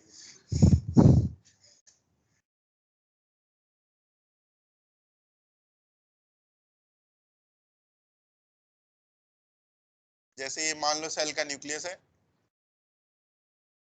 जनरली ये एनिमल सेल के लिए किया जाता है, क्योंकि प्लांट सेल्स के लिए तो टीआई मेथड भी है, और ये जीन गन मेथड भी हो गया। एनिमल्स के लिए या तो रेट्रोवायरल रहेगा या फिर ये रहेगा। तो इसमें एक माइक्रो नीडल के साथ इंजेक्शन होगा, इस इंजेक्शन में डीएनए को भर रखा होगा, और वो एक्सपर्ट पर्सन न्यूक्लियस में से इंजेक्ट करेगा। तो ये माइक्रो इंजेक्शन हो गया एक सिंगल सेल के अंदर। तो माइक्रोस्कोप के अंदर देखेगा पर्सन, माइक्रोस्कोप के अंदर सेल को देखता हुआ वो इंजेक्ट करेगा। न्यूक्लियस के अंदर। उस पर्सन को एक्सपर्ट मैं इसलिए कह रहा हूँ क्योंकि उसको इतना आइडिया होता है कि न्यूक्लियस की पोजीशन क्या हो सकती है सेल में। ठीक है, जैसे एक माइक्रो इंजेक्शन करने में आसान काम नहीं है ये। एक माइक्रो इंजेक्शन करने में 6 से 7 घंटे लग सकते हैं एक सेल में। ठीक है, क्योंकि सेल को होल्ड करके भी रखना होता है। सेल मान लो ग्लास प्लेट के ऊपर आपने रखा हुआ, वो हिले जा रहा है बार बार, हाथ भी कांप रहे होते हैं। मान लो 2-3 घंटे हो गए माइक्रो इंजेक्शन करते हुए, कुछ हुआ नहीं, फिर लंच का भी टाइम हो जाता है।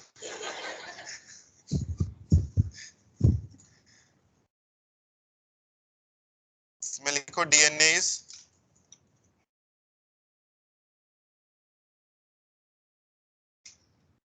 inserted inside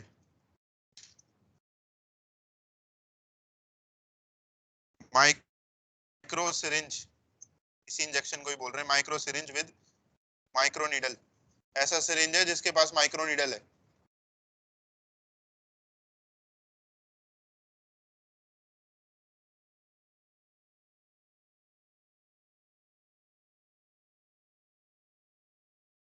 under microscope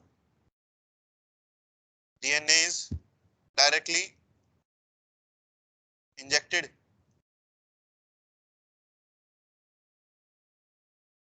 into nucleus of animal cell. ऐसा नहीं है कि प्लांट सेल के लिए नहीं कर सकते, वहां भी कर सकते हैं, लेकिन एनिमल सेल्स के लिए प्रेफरेंस दी जाती है।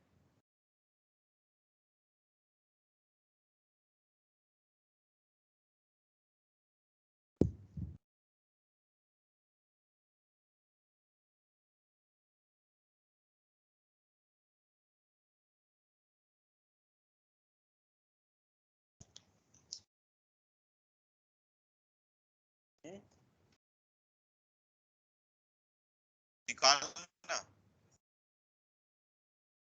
निकालना है तो जैसे उसमें क्रोमोसोम होता है ना, हिस्टोन प्रोटीन वगैरह सब उसके काम है। नेक्स्ट, तो ये हो गया यहाँ पर कंप्लीट सभी ट्रांसफॉर्मेशन मेथड्स। तो हीट शॉक और इलेक्ट्रोपोरेशन तो बैक्टीरिया के लिए हो गया। तीसरा क्या था? डिसआर्म्ड पैथोजन, वो तो तीनों के लिए कर सकते हैं। और फिर जीन गन वो प्लांट के लिए हो गया, और माइक्रो इंजेक्शन हो गया एनिमल्स के लिए। तो यहाँ कंप्लीट हुआ हमारा टूल्स ऑफ आरडीटी। आरडीटी के हमने तीनों टूल्स पढ़ लिए, एंजाइम्स भी, वेक्टर भी, और ट्रांसफॉर्मेशन और कॉम्पिटेंट होस्ट क्रिएशन सब हो गया। अब हम देखते हैं कि इन टूल्स को यूज करते हुए किस तरह से क्या क्या स्टेप्स होते हैं जेनेटिक इंजीनियरिंग करने के। ठीक है, steps of RDT.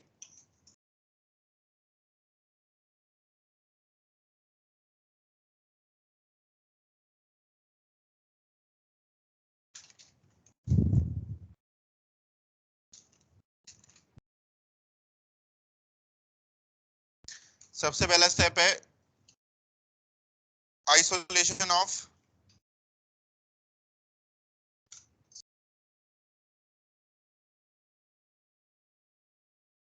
Gene of interest.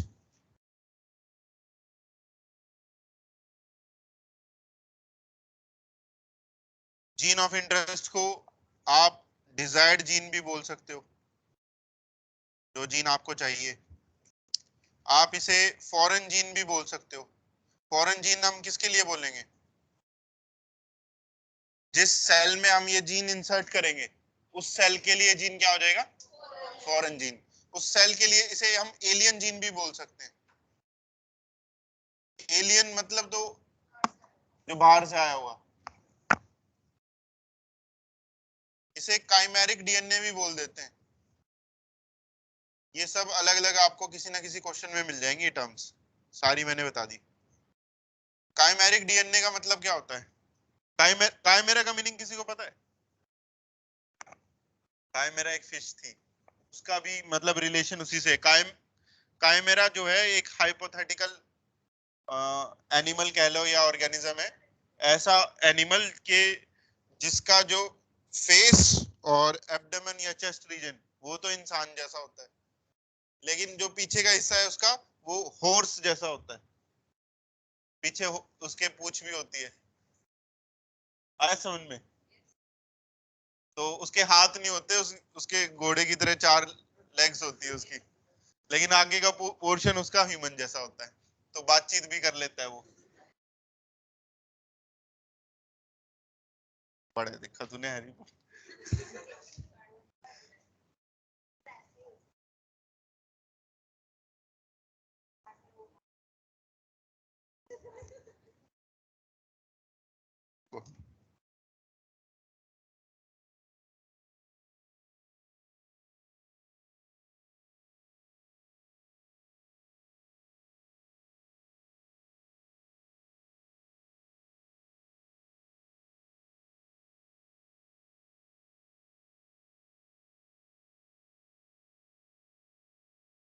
चलो, तो काइमेरिक डीएनए का यहाँ मतलब क्या है? काइमेरिक डीएनए का मतलब है जैसे आपने आरडीएनए बनाया, आरडीएनए में एक तो प्लाज्मिड का पोर्शन हो गया और एक आपने फॉरेन जीन डाल दिया उसमें, तो दो का हाइब्रिड हो गया ना वो, इसलिए इसको काइमेरिक डीएनए बोलते हैं। अगर प्लाज्मिड के साथ फॉरेन डीएनए लाइगेटेड है तो वो काइमेरिक हो गया। आगे समझ में? तो हमें क्या करना है, आपने जैसे आइडेंटिफाई किया कि किसी एक cell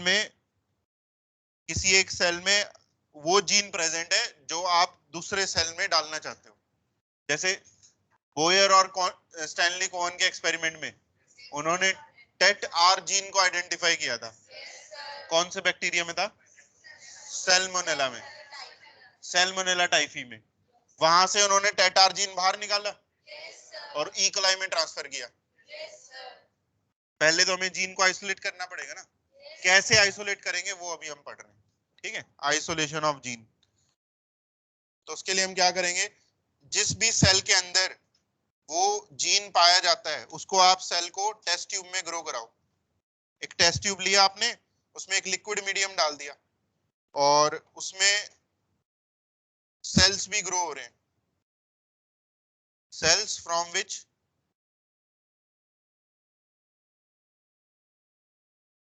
gene is to be isolated.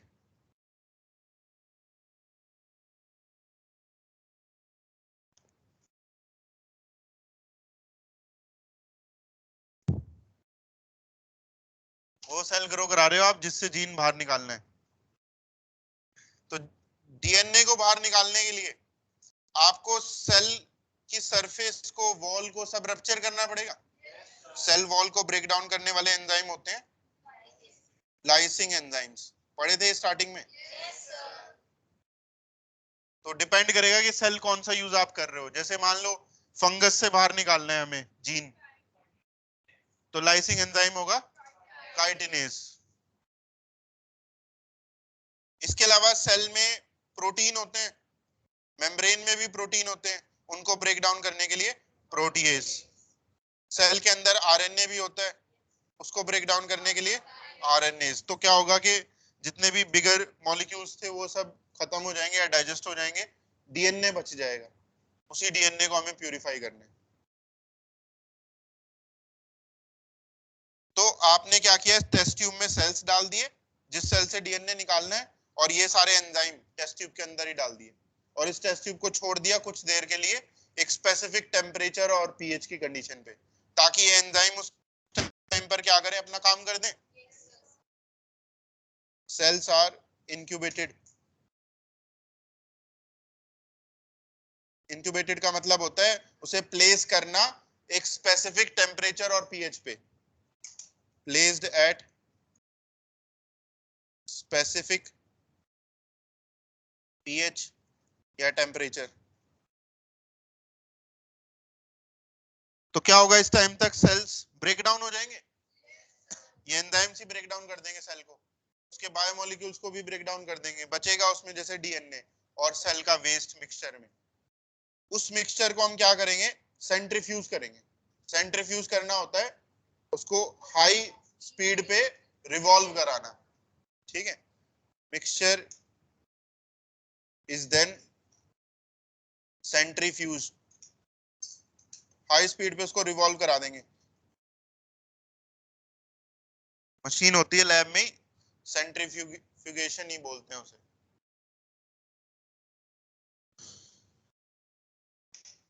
तो जब वो सेंट्रीफ्यूज हो जाएगा, मिक्सचर घूम जाएगा, तो आपको नजर आएगा कि उस टेस्ट ट्यूब में 3 अलग अलग लेयर्स बन गई। ठीक है, मिक्सचर की 3 अलग अलग लेयर सेपरेट होगी। कौन कौन सी लेयर हमें दिखेंगी? सबसे ऊपर एक टॉप में लेयर दिखेगी जो थोड़ी लिक्विडी सी लेयर होगी, जिसमें लिक्विड होगा, उसे बोलते हैं एक्वस लेयर। सबसे ऊपर दिखेगी ये लेयर, एक्वस लेयर। इसी एक्वस लेयर में आपका डीएनए प्रेजेंट है, कंटेन डीएनए।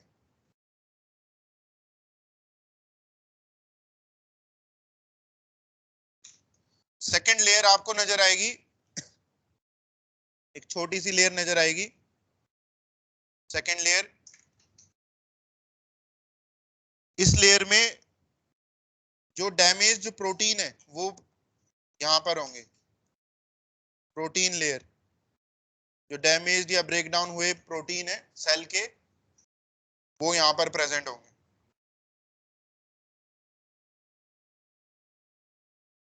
तीसरी और आखिरी लेयर सबसे नीचे होगी और बिल्कुल थिक गाढ़ी सी एक लेयर होगी, इसको बोलेंगे नॉन एक्वस लेयर या विस्कस लेयर। इस लेयर में क्या होता है? सेल का वेस्ट होता है, सेल डिब्रिस। जैसे ऑर्गेनेली जो खत्म हुई, उस ऑर्गेनेली का वेस्ट, ठीक है, न्यूक्लियस का वेस्ट। तो 3 लेयर्स हमें अलग अलग ये नजर आएंगी टेस्ट ट्यूब के अंदर ही।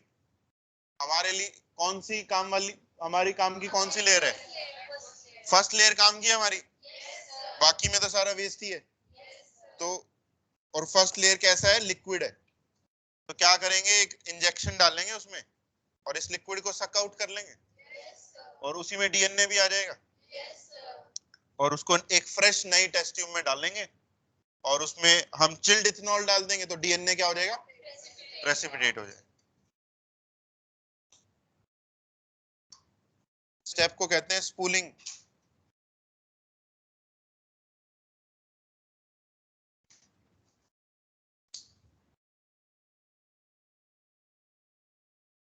डीएनए इज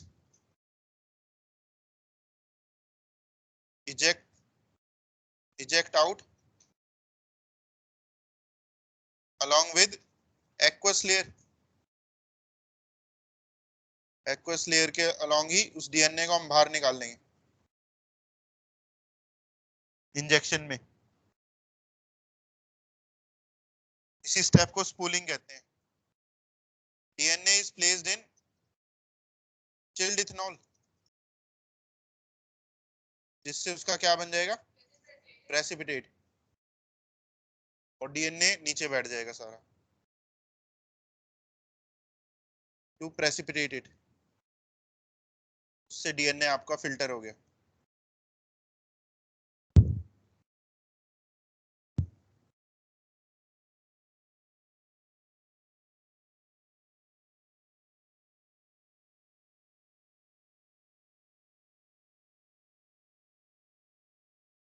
देखो एनसीईआरटी में स्पूलिंग का एक फिगर दिखा रखी है, पेज नंबर है ये 201। पेज 201 में टेस्ट ट्यूब में देखो, शायद इसमें आपको बुक में ज्यादा क्लियर दिखेगा। आप देखना यहाँ अलग अलग लेयर्स आपको दिखेंगी। एक लेयर ये होगी, एक बीच वाली लेयर होगी, एक इसके नीचे वाली भी लेयर है, वो दिखा नहीं रखी। ठीक है, ये अलग अलग लेयर्स आपको दिख रही है टेस्ट ट्यूब में। जो ऊपर वाली लेयर है वही हमारे काम की है, तो उसको हम यहाँ से रिमूव कर लेंगे। उसी लेयर में हमारा डीएनए प्रेजेंट है। प्रोसेस को क्या कहते हैं? DNA that separates out can be removed by spooling.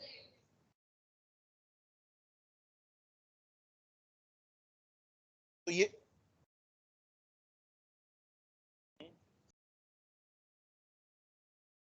हाँ, नीचे वाली फिगर में वो जो भी एक्वस लेयर थी ना, उसी को रिमूव कर रहा है वो।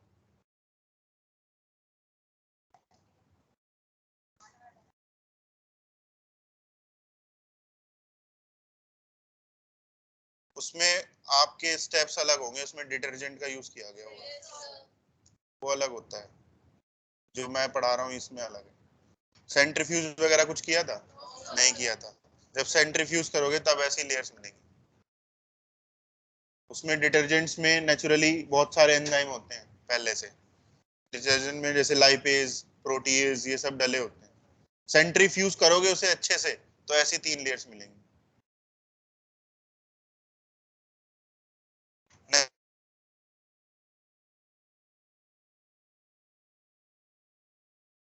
आप यहाँ पर देखो, जो आपने यहाँ से डीएनए बाहर निकाला है, ये तो उस सेल का सारा डीएनए हो गया ना। हमें क्या चाहिए? उससे जीन चाहिए। तो उस डीएनए को क्या करना पड़ेगा? कट करना पड़ेगा। कौन सा एंजाइम यूज करेंगे?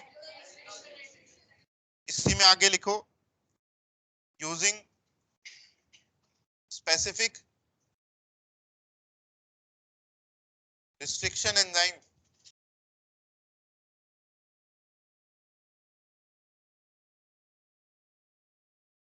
DNA is digested to obtain DNA fragments. तो फ्रेगमेंट्स जनरेट हो गए, उन फ्रेगमेंट से हमें जीन ऑफ इंटरेस्ट किस प्रोसेस से मिलेगा? Gel electrophoresis. Fragments are separated using gel electrophoresis.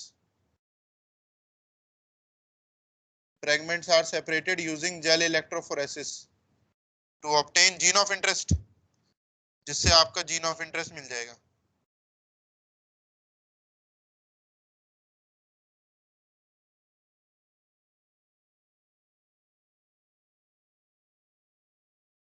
एक सेल से हमें जीन ऑफ इंटरेस्ट की कितनी कॉपी मिलेंगी? एक ही मिलेगी ना, एक सेल से तो एक जीन की। ठीक है, एक सेल से एक जीन की हमें एक कॉपी मिलेगी। तो आपके पास तो बहुत लिमिटेड कॉपी हुई। आपको फिर उस डीएनए को क्या करना पड़ेगा? एम्पलीफाई किससे करेंगे? PCR amplification of isolated gene. PCR तो हम पढ़ चुके हैं।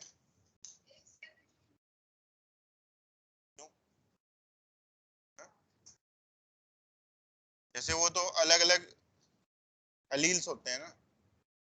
मैंने एलील्स की तो बात कर ही नहीं रहा, मैं एक जीन की बात कर रहा हूँ। ठीक है, एक जीन की जैसे हमें कोई एक कॉपी मिल गई, तो एलील्स की तो बात यहाँ हो ही नहीं रही। कोई सा एक आपको आइसोलेट करना है। PCR amplification of isolated gene, उसको पीसीआर से एम्पलीफाई कर लेंगे। फिर क्या करेंगे? उसको वेक्टर में हम जोड़ेंगे। अगर आप वेक्टर का यूज कर रहे हो तो वेक्टर में जोड़ने से पहले वेक्टर को कट करना पड़ेगा। Cutting of vector using same restriction enzyme. हम सेम रिस्ट्रिक्शन एंजाइम यूज करेंगे जो हमने डीएनए को कट करने के लिए यूज किया था। Using same restriction enzyme which was used to cut gene of interest. Gene of interest जिस एंजाइम से हमने कट किया था उसी से हम वेक्टर को भी कट कराएंगे। ऐसा क्यों? जैसे मान लो रिस्ट्रिक्शन एंजाइम आपने दो अलग अलग टाइप के यूज कर दिए। एक रिस्ट्रिक्शन एंजाइम तो स्टिकी एंड बनाता है, दूसरा ब्लंट एंड बनाता है। तो वेक्टर में तो मान लो आपके बन चुके हैं ब्लंट एंड, और जो ऊपर कट किया था आपने जीन, उसमें स्टिकी एंड है। तो क्या वेक्टर और जीन कभी जुड़ पाएंगे? वेक्टर और जीन तभी जुड़ेंगे जब सेम टाइप के ब्लंट एंड्स होंगे या सेम टाइप के स्टिकी एंड्स होंगे। वो सेम टाइप कब बनेगा? जब सेम टाइप का क्या होगा? अदरवाइज आपके वेक्टर और जीन कभी लाइगेट नहीं होंगे। लाइगेट कराने के लिए कौन सा एंजाइम यूज करेंगे? Enzyme ligation of gene to cut vector using T4 DNA ligase, तो जिससे rDNA बन जाएगा, तो फॉर्म rDNA, rDNA बन गया। जो rDNA बना उसको किस में ट्रांसफर करेंगे? होस्ट सेल में। टेक्निक कौन सी लगाएंगे? Transformation method. rDNA is transferred into host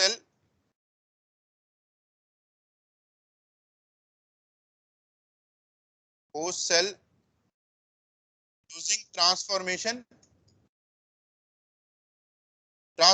method.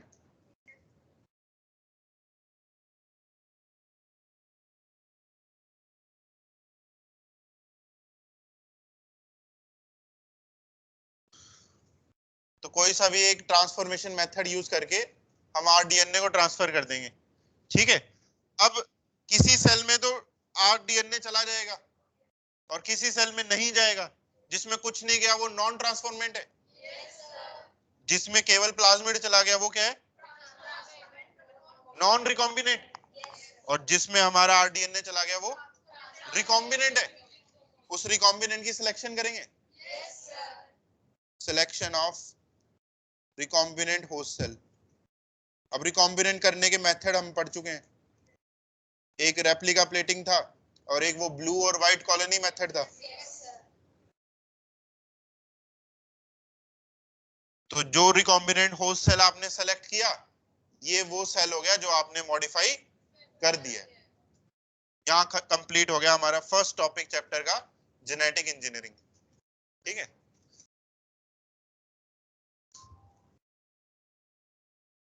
अगली क्लास में चैप्टर एंड करेंगे बायो प्रोसेस इंजीनियरिंग पढ़कर, ठीक है। ये लेक्चर ओवर हो गया।